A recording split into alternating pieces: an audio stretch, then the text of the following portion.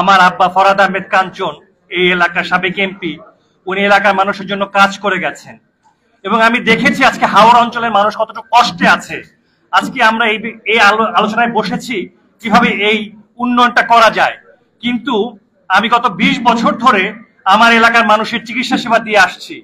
আজকে ইটনা অষ্টগ্রাম মিঠামইনের মানুষ যারা ঢাকা শহরে আছে, আমি জানি অন্য এলাকার মানুষও আছেন, এবং এই রায়ের বাজার, শেখের টেক, নূরের চালা, মিরপুর 3, ভাসান টেক, গাজীপুর মালিকের বাড়ি বা নারায়ণগঞ্জ, এই এলাকায় আমাদের এলাকার মানুষ যারা আছেন তারা কি অবস্থায় আজকে আছেন আপনারা যদি দেখেন, আপনারা জানেন এখানে আছে অনেকেই আছেন, তারা কিন্তু খুব কষ্টের মধ্যে আছেন।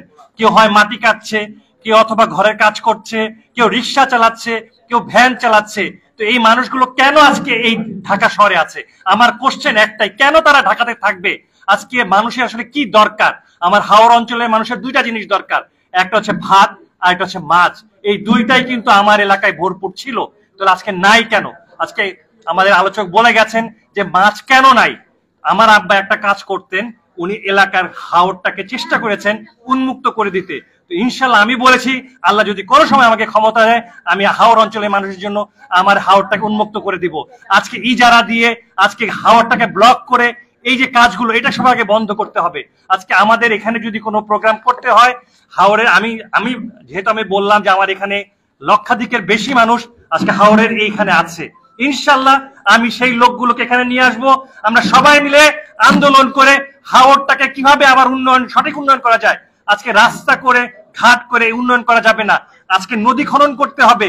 আজকে আমরা সব ছোটবেলা থেকে পড়ে এসেছি যে আজকে সবচেয়ে সহজ উপায় হচ্ছে, মাধ্যম হচ্ছে চলাচলের জন্য হচ্ছে নৌকা, লঞ্চ।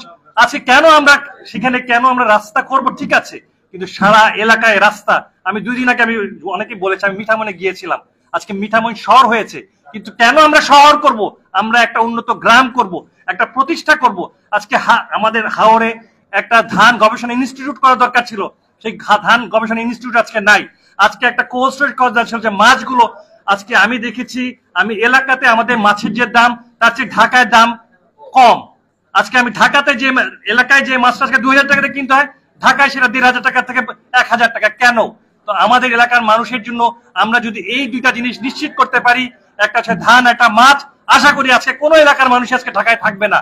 বিশেষ করে আমি যারা অবশ্যই যারা পড়াশোনা করে এখানে যারা আছেন সম্মানিত ব্যক্তিরা এখানে আছেন, যারা সচিব আজকে আছেন, শিক্ষাবিদ, তাদের কথা আলাদা, কিন্তু যারা অনেক কষ্ট করে একটা গত 3 বার বন্যা হয়েছে, এই বন্যার কারণে বেশিরভাগ মানুষই আজকে ঢাকায় এসেছে। কারণটা কি? তারা লোন নিয়ে এখানে তারা জমি করেছিল, সেই জমিগুলো করার কারণে আজকে তারা সে শোধ করতে পারে নাই, আজকে ঢাকায় এসে রিক্সা চালাচ্ছে অথবা কুলুমজুরি কাজ করতেছে। তো এই লোকগুলোকে ফিরিয়ে নিয়ে যাওয়া আমাদের সবচেয়ে আগে দায়িত্ব। তো সেই জন্য যেভাবে কাজ করা যায় আমি সবাইকে উদাত্ত আহ্বান জানাবো, আমরা সবাই মিলে ইনশাল্লাহ একসাথে কাজ করি। আশা করি আমরা আমাদের হাওরের উন্নয়নটা সঠিকভাবে করতে পারবো। ধন্যবাদ। আসসালামু আলাইকুম।